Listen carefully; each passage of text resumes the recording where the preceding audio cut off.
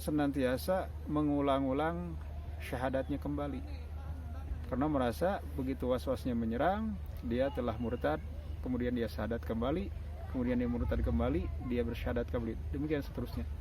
Padahal seharusnya tidak seperti itu. Kenapa? Sallallahu ala Muhammad Sallallahu alaihi wasallam.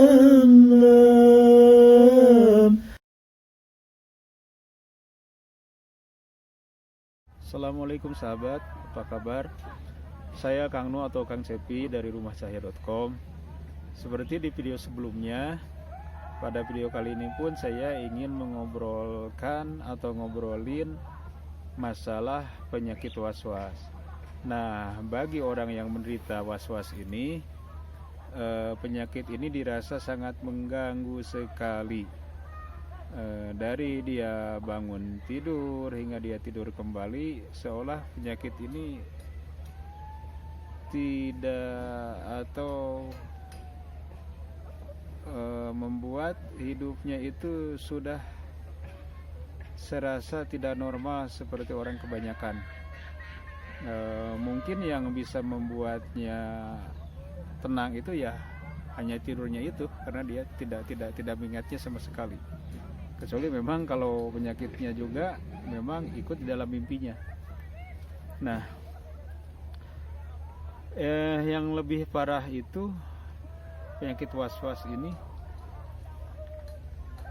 itu yaitu bukan sekedar ia mengganggu di masalah-masalah ibadah yang sifatnya berkaitan dengan ketidaktahuan atau keminiman ilmu di dalam bidang ibadah tersebut atau kaitannya dengan ilmu fikih, tapi ada yang lebih parah dari itu, yaitu berkaitan dengan akidah atau keimanan.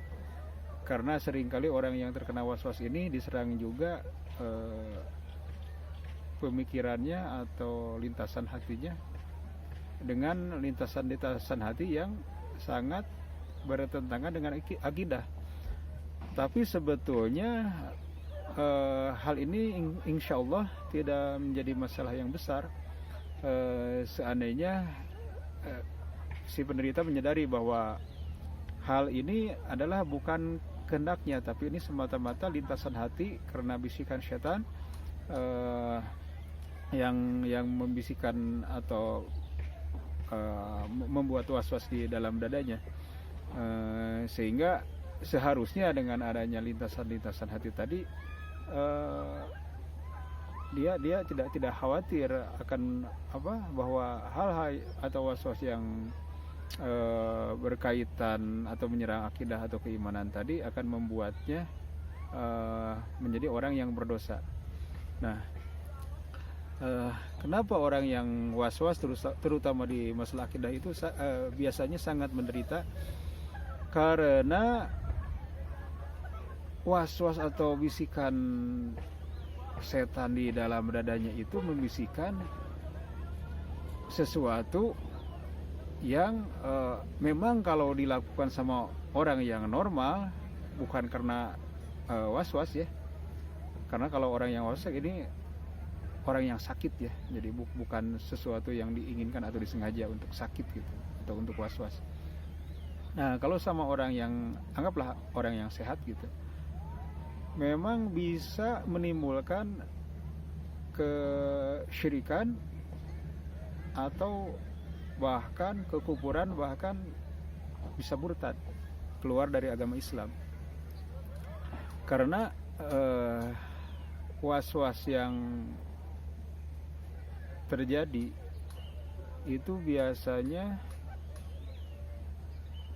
mengandung kata-kata yang sangat kotor, yang sangat keji, atau kata-kata yang sangat tidak pantas sekali untuk diucapkan atau mungkin hanya sekedar memang terlintas dalam hati.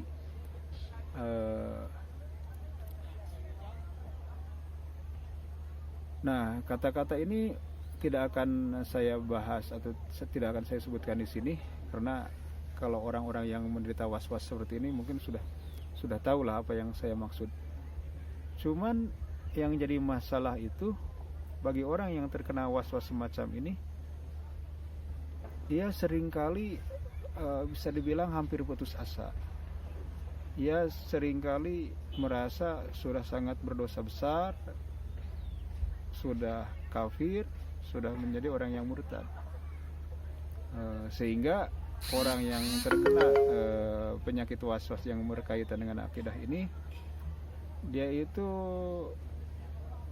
senantiasa mengulang-ulang syahadatnya kembali, karena merasa begitu was-wasnya menyerang, dia telah murtad, kemudian dia syahadat kembali, kemudian dia murtad kembali, dia bersyahadat kembali, demikian seterusnya. Padahal seharusnya tidak seperti itu. Kenapa? Karena sekali lagi seperti tadi telah saya sebutkan sebelumnya, bahwa was-was ini adalah penyakit, yaitu merupakan penyakit yang diderita oleh seseorang yang awal atau asal mulanya itu ditimbulkan oleh setan. Karena was-was sendiri itu merupakan bisikan setan dalam dada. Cuman karena mungkin orang yang terkena ini merasa bahwa bisikan tersebut adalah datangnya dari dirinya sendiri, maka dia merasa telah sangat berdosa besar, bahkan merasa kafir atau sudah menjadi orang yang murtad.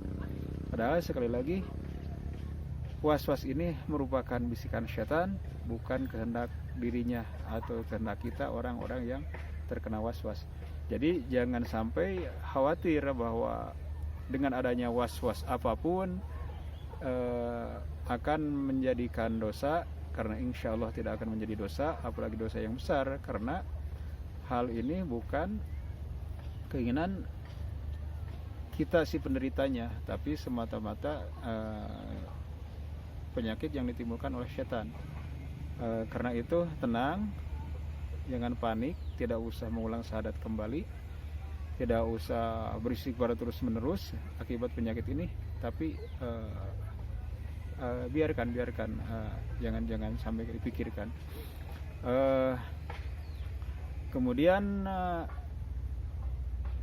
kan kita juga mengetahui bahwa Allah itu bersifat al-alim, bahwa Allah itu maha mengetahui. Allah maha tahu, pasti lebih tahu dari siapapun, bahkan dari diri kita sendiri yang seolah-olah kita tahu, sudah lebih tahu dengan diri kita sendiri. Padahal Allah itu maha tahu, Allah lebih tahu dengan apa yang terjadi, dan Allah pasti tahu dan maklum bahwa apa yang terjadi ini bukan kehendak si penderita was-was ini.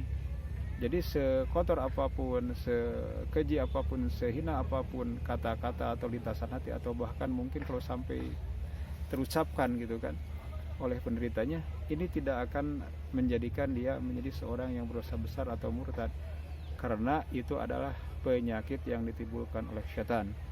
Dan pasti Allah yang maha tahu juga, Allah lebih tahu itu penyakit, bukan keinginan kita.